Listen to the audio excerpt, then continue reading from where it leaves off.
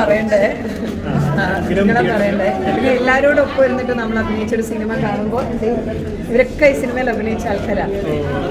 അപ്പോൾ എല്ലാവരുടെയും കൂടെ ഇരുന്നിട്ട് നമ്മൾ സിനിമ കാണുമ്പോൾ വളരെ സന്തോഷമായിട്ട് പ്രചരണ സമയത്തൊക്കെ ആണെങ്കിലും ചേച്ചി എല്ലാത്തിനും മുന്നിട്ട് നിന്നിട്ടുണ്ടായിരുന്നു. അപ്പം ഇലക്ഷൻ റിസൾട്ട് വരുമ്പോഴേക്കുള്ള ഒരു പ്രതീക്ഷകൾ എന്തൊക്കെയാണ്, അല്ലെങ്കിൽ പോയിടത്തോളം ഉണ്ടായിരുന്നു? നല്ലത് സംഭവിക്കട്ടെ, നല്ല മാറ്റം ഉണ്ടാവട്ടെ. കോൺഗ്രസ് അധികാരത്തിലേക്ക് തിരിച്ചെത്തും, തീർച്ചയായിട്ടും ഉണ്ടാവും.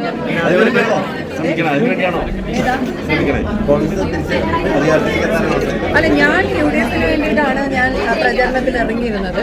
കാര്യം എനിക്കങ്ങനെ ഒരു ഞാൻ ദേശീയ ബാലതരംഗം എന്ന് പറഞ്ഞ കുട്ടികളുടെ സംഘടനയുടെ പ്രസിഡന്റ് ആയിരുന്നു. ഒരു 2 പ്രാവശ്യം ഞാൻ മർവേനസ് കോളേജിൽ പഠിക്കുമ്പോൾ ഞാൻ KSU വേണ്ടി മത്സരിച്ച ഒരാളാണ്. KSU പ്രവർത്തകയായിരുന്നു.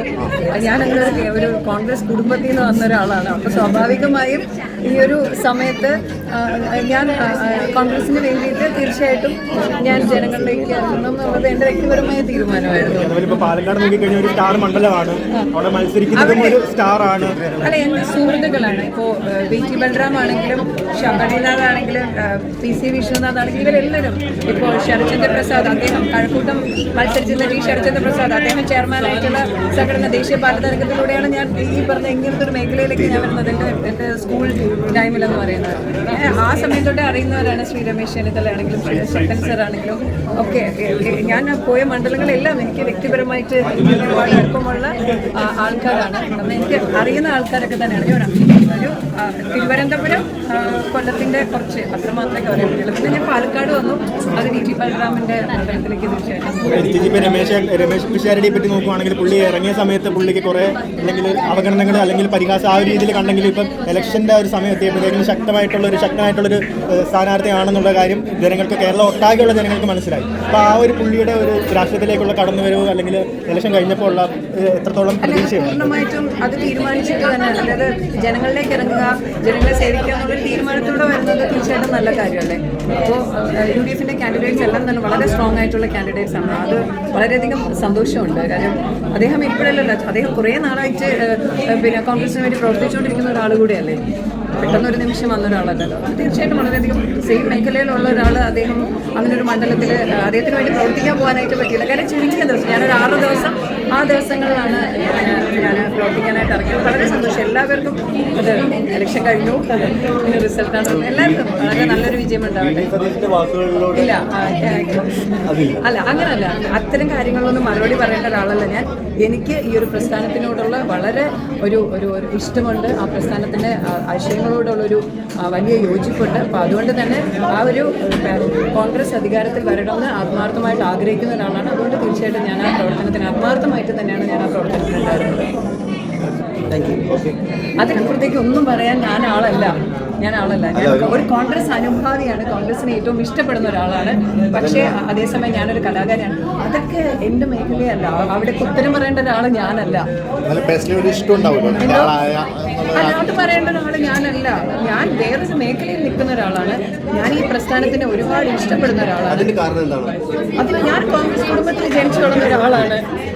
ഞാനതല്ലേ പറഞ്ഞു, ദേശീയ ബാലതരംഗം എൻ്റെ സ്കൂൾ, എൻ്റെ 8ാം ക്ലാസ് 9ാം ക്ലാസ് മുതൽ ദേശീയ ബാലതരംഗം എന്ന ആ കുട്ടികളുടെ സംഘടനയുടെ ശരത്ചന്ദ്ര പ്രസാദ് അദ്ദേഹം ചെയർമാനായിട്ടുള്ള ആ സംഘടനയുടെ ജില്ലാ പ്രസിഡന്റ്, അത് കഴിഞ്ഞ് 2 ഘട്ടം സ്റ്റേറ്റ് പ്രസിഡന്റായിട്ട് പ്രവർത്തിച്ച് അതിനുശേഷം മർവേനസ് കോളേജിൽ വന്നപ്പോൾ KSU കാൻഡിഡേറ്റായി KSUവിന് വേണ്ടി പ്രവർത്തിച്ചിരുന്ന ഒരാളാണ്.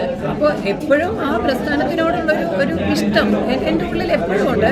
പക്ഷേ ഈ ഒരു സാഹചര്യത്തിൽ തീർച്ചയായിട്ടും ഞാൻ ഈ ഒരു പ്രത്യേക സാഹചര്യത്തിൽ ഞാൻ ഉണ്ടാവണം. എൻ്റെ ഒരു സപ്പോർട്ട് വളരെ എന്താ പറയുക, എൻ്റെ ഒരു പ്രസൻസ് വളരെ നല്ല രീതിയിൽ ഉണ്ടാവണമെന്ന് എനിക്ക് തോന്നിയിരുന്നു. അപ്പോൾ അതുകൊണ്ട് തന്നെയാണ് ഭാവിയിലാണെങ്കിലും ഇപ്പം കോൺഗ്രസ് മത്സരിക്കണം അല്ലെങ്കിൽ സ്ഥാനാർത്ഥിയാണോ എന്നുള്ള രീതിയിൽ പ്രസ്ഥാനം. ഞാനിപ്പോൾ ചിന്തിച്ചത് ഇത് മാത്രമേ ഉള്ളൂ. എൻ്റെ സിനിമകൾ എൻ്റെ ജോലിയായിട്ട് ഞാൻ ഫോക്കസ് ചെയ്തു പോകുന്നു. എനിക്ക് ആ പ്രസ്ഥാനം ഒരുപാട് ഇഷ്ടമാണ്. അത് ഈ ഒരു ദിവസം കൊണ്ടല്ല, ഒരുപാട് വർഷങ്ങൾ വളരെ വളരെ ചെറിയ കുട്ടിയായിരുന്നപ്പോൾ മുതൽ എൻ്റെ ഉള്ളിലേക്ക് കയറിയതാണത്. അതായത് എനിക്ക് തോന്നുന്നു വളരെ ചെറിയ പ്രായത്തിൽ തന്നെ എൻ്റെ വീട്ടിൽ അങ്ങനെ ഒരു കുടുംബത്തിൽ ജനിച്ചു വളർന്ന ഒരാളെന്ന് പറഞ്ഞാൽ അപ്പോൾ മുതൽ അത് മനസ്സിലേക്കും എൻ്റെ തലച്ചോറിലേക്കും കയറിയതാണ്.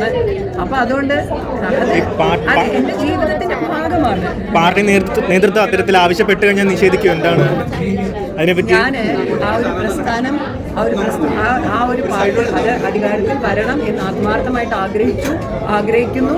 അപ്പോൾ അതുകൊണ്ട് തന്നെ അതിൻ്റെ ഒരു അനുഭാവി എന്നുള്ള രീതിയിൽ, ഒരു പ്രവർത്തക എന്നുള്ള രീതിയിൽ എനിക്ക് അതിനുവേണ്ടി പ്രവർത്തിക്കാൻ വളരെ സന്തോഷം മാത്രമേ ഉള്ളൂ. അത് ഈ ഒരു ദിവസമല്ല, എല്ലാ കാലഘട്ടത്തിലും അങ്ങനെയായിരുന്നു.